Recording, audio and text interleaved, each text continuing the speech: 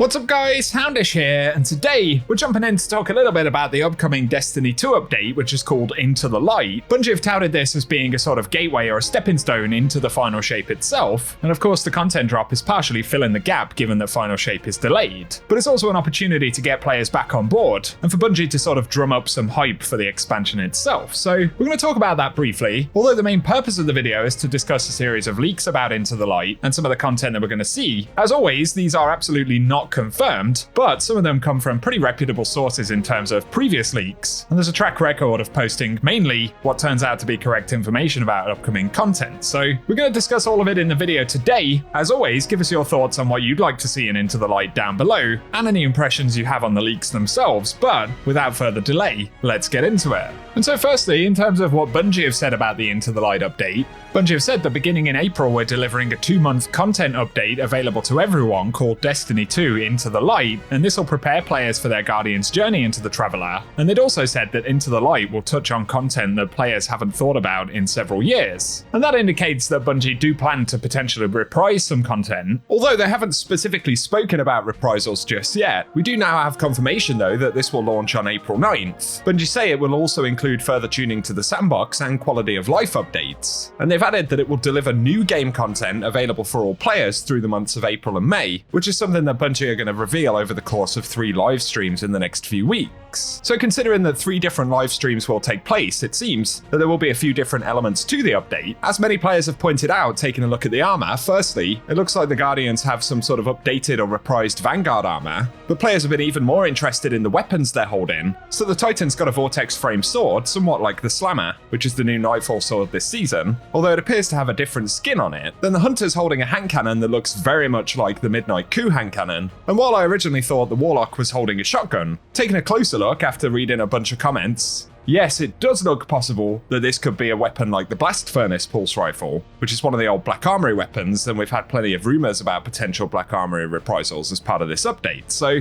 some very interesting components in what Bungie have revealed, not to mention what appears to be a new gameplay mode, and that would make sense given Bungie's wording, but we've got these interesting sort of Vanguard mech turrets and darkness architecture in the last city. Either way, it'll be very interesting to see what that's all about. However, this is where we get into leaks territory, and it's interesting to cross-reference what has been said in a handful of leaks with the image that we now have for the Into the Light update. And Destiny leaks shared on Twitter, originally posted by Liz, who's previously posted a lot of correct info about the game, and they said that missions will take place on old planets with different planets focused on each week, and old planet weapons will be reissued with new perks. However, there's no confirmation of which planets will be featured, or if it's all of the ones with missions, but they added that Recluse and Hammerhead will be reissued, with ornaments being added to the Eververse store. It's worth saying that before these leaks came out, we'd already gotten an indication that Bungie would potentially bring back things like the Recluse and the Hammerhead machine gun, as older legendary ornaments for those have been added into the Eververse rotation.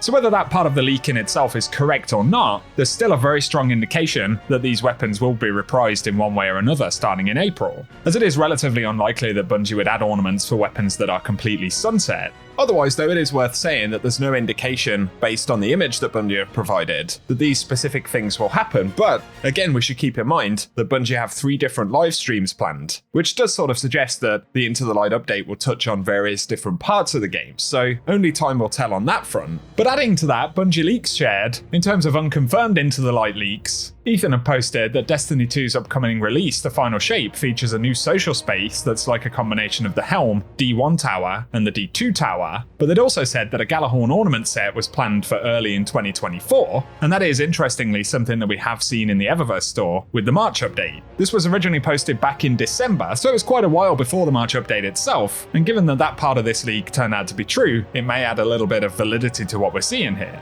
But they'd also said that there will be an April showcase for Destiny 2, with content playable immediately or soon after, and Bungie had confirmed that they plan to start showing gameplay for the Final Shape itself in April, and otherwise Bungie will be holding 3 different live streams before that, showing off the Into the Light updates. The last of those will be on April 2nd, so there isn't a confirmation of another showcase happening on the same day as Into the Light, but of course plans move around over time. However, the fact that they indicated showcases would happen whatsoever, and even the references to the tower, which we do see in the background of that sort of core gameplay mode for Into the Light, are somewhat interesting links. Although we already knew that the tower would feature in one way or another in the Final Shape, which we spotted several times in the gameplay.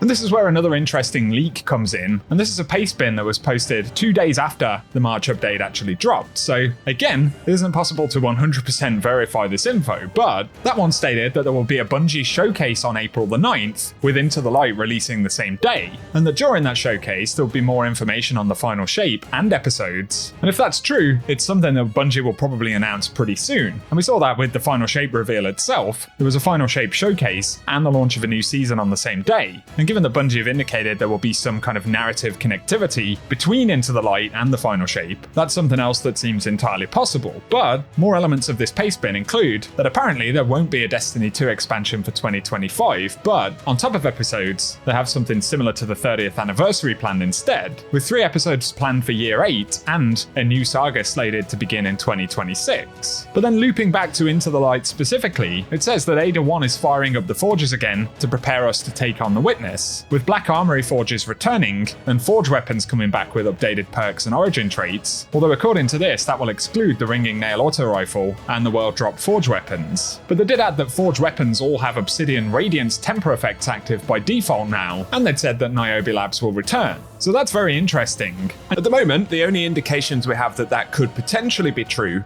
would be that possible reprisal of the Hammerhead machine gun, and again what could be the Blast Furnace pulse rifle that we see in the key artwork. It's interesting as well that the weapons appear to have a glow on them. It's not the same as the radiance effect we saw with Black Armory gear back in the day, but who knows, there could be a connection there somewhere. And otherwise, again, outside of weapons, the image doesn't necessarily confirm a whole bunch. But otherwise, they'd said for PvP that the Mountaintop, Recluse, Luna's Howl, and Not Forgotten would return with random rolls. And the plan is for the Micro Missile, Master of Arms, and Magnificent Howl perks to be updated so that they can introduce them on more weapons in the final shape. And finally, they'd said that the Whisper of the Worm exotic mission is planned to return with a craftable Whisper exotic, Garden of Salvation getting crafting, as well as updated perks and origin traits, and then a Red War recap mission, as well as a Ghostbusters collaboration, which will drop a ship, Ghost, Sparrow, and Emblem. That's another interesting element where this pastebin did come out a few days before Bungie confirmed the Ghostbusters collaboration, although at the point that this happened, that had already been leaked via the database, so it doesn't necessarily confirm a whole bunch. But the other thing worth mentioning briefly is that there is a new Cade emblem which can be earned if you purchase this new Cade Funko Pop. One curious element about that is that apparently that emblem will become available on the 9th of April as well, which again may lead some credibility to some of these leaks that we've discussed in the video. So it's interesting. In terms of strong indications though,